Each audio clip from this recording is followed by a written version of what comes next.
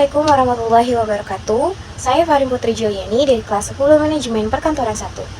Di video ini saya akan menjelaskan tentang berbagai macam menu di Microsoft Word beserta fungsinya. Kita ke menu yang pertama yaitu menu file. Nah, di menu file ini berisi tentang pengaturan utama dalam dokumen. Nah, yang pertama itu ada new. New sendiri itu berfungsi untuk membuat dokumen baru atau dokumen kosong. Nah, yang kedua itu ada open. Open fungsinya itu untuk membuka file yang sudah ada atau sudah tersimpan sebelumnya. Yang ketiga itu ada info. Info sendiri itu fungsinya untuk melihat informasi dalam dokumen atau file tersebut. Yang keempat itu ada save. Save sendiri itu fungsinya untuk menyimpan dokumen atau menyimpan perubahan di dalam dokumen yang sedang dikerjakan. Sedangkan save as itu untuk menyimpan dokumen dengan format lain. Yang keenam ada print. Print itu fungsinya untuk mencetak dokumen menjadi lembar fisik atau kertas. Yang ketujuh itu ada share. Share itu fungsinya untuk membagikan dokumen, baik mengirim lewat email maupun link. Yang ke-8 yaitu export. Export sendiri itu fungsinya untuk mengubah format lain dari Word, misal ke PDF.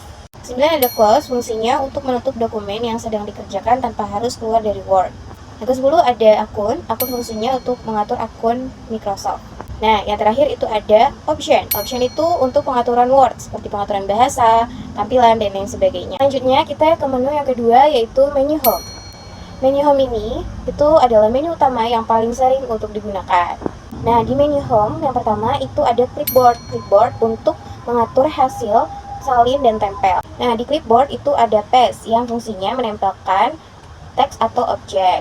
Kemudian ada cut. Cut itu untuk memotong teks atau objek yang telah kita salin. Yang ketiga itu ada copy. Copy sama dengan menyalin teks atau objek. Dan ada format painter. Format painter itu untuk menyalin format seperti font dan lain sebagainya. Itu ke bagian lain. Nah, yang pertama itu ada font. Font itu fungsinya untuk mengganti jenis huruf. Yang kedua itu ada font size. Font size itu fungsinya untuk mengatur ukuran huruf. Kemudian ada bold. Bold itu fungsinya untuk menebalkan teks.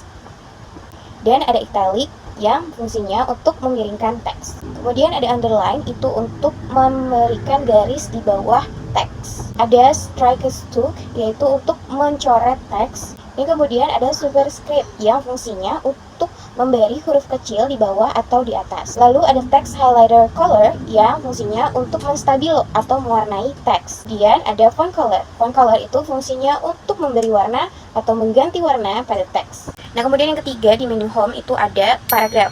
Paragraph itu fungsinya untuk mengatur paragraf yang ada di dalam dokumen.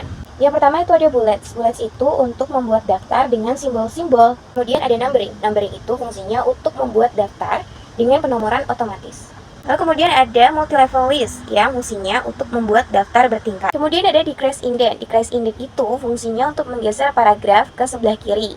Increase indent itu fungsinya untuk menggeser paragraf ke sebelah kanan. Dan kemudian ada borders. Borders itu untuk memberikan garis bingkai pada paragraf. Yang kedua itu ada menu insert. Insert fungsinya untuk memasukkan tabel, gambar, dan lain sebagainya. Nah, di dalam menu insert itu ada page yang berfungsi untuk mengatur dan menambah halaman di dalam dokumen.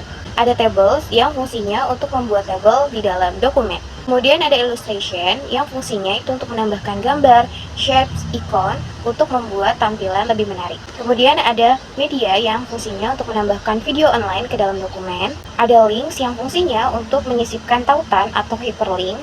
Ada comments, yaitu fungsinya untuk menambahkan catatan atau komentar. Kemudian ada header yang fungsinya itu untuk menambahkan teks di bagian atas halaman. Dan ada footer untuk menambahkan teks di bagian bawah halaman. Ada teks yang fungsinya untuk menambahkan elemen teks dan membuat tampilan teks lebih menarik. Kemudian yang terakhir itu ada simbol yang fungsinya itu untuk menambahkan simbol atau karakter khusus ke dalam dokumen. Kemudian kita masuk ke menu yang ketiga yaitu desain.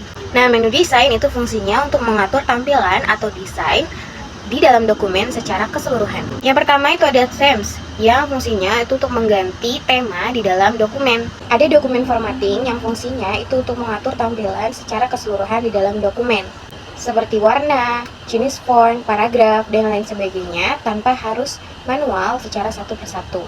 Kemudian ada page background yang fungsinya itu untuk mengatur latar belakang di halaman dokumen. Lalu yang keempat itu ada menu layout. Nah, layout sendiri itu fungsinya untuk mengatur susunan dan struktur halaman pada dokumen. Nah, di dalam layout itu ada page setup yang fungsinya itu untuk mengatur tampilan dasar halaman dokumen. Yang kedua ada paragraf yang fungsinya untuk mengatur tata letak paragraf. Kemudian ada arrange yang fungsinya itu untuk mengatur susunan dan posisi objek di dalam dokumen. Kemudian yang kelima itu ada menu reference yang fungsinya untuk mengatur atau mengelola referensi dan membuat dokumen yang rapi. Nah, di dalam reference itu ada table of contents yang fungsinya untuk membuat daftar isi secara otomatis. Kemudian ada footnotes yang fungsinya itu untuk menambahkan catatan kaki di bawah halaman dokumen. Ada citation dan bibliografi yang fungsinya untuk menambahkan kutipan atau sumber referensi. Juga membuat daftar pustaka. Ada caption yang fungsinya untuk menambahkan keterangan pada gambar, tabel, ataupun grafik. Kemudian ada indeks yang fungsinya itu untuk membuat daftar kata penting serta nomor halaman. Kemudian yang terakhir itu ada table of authorities yang fungsinya untuk membuat referensi dalam dokumen, biasanya khusus untuk dokumen hukum. Kemudian ada menu mailings yang fungsinya itu untuk membuat surat atau dokumen secara massal dengan isi yang berbeda. Nah, di dalam mailings itu ada create yang fungsinya untuk membuat elemen dasar seperti amplop atau labels dalam mail merge.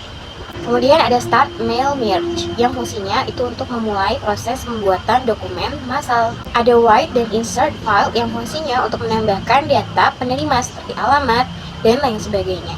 Kemudian ada Preview Result yang fungsinya untuk melihat halaman atau tampilan dokumen sebelum dicetak. Yang terakhir ada Finish yang fungsinya untuk menyelesaikan proses mail merge. Kemudian ada menu review yang fungsinya untuk memeriksa, mengoreksi, dan memberi komentar pada dokumen. Nah, di dalam review itu ada proofing yang fungsinya untuk memeriksa kesalahan dalam dokumen, seperti salah eja atau salah kata. Ada accessibility yang fungsinya untuk mengecek apakah semua orang bisa mengakses dokumen dengan mudah. Dan ada language yang fungsinya untuk mengatur tata bahasa di dalam dokumen. Ada comment yang fungsinya untuk melihat, menambahkan, atau menghapus komentar di dalam dokumen.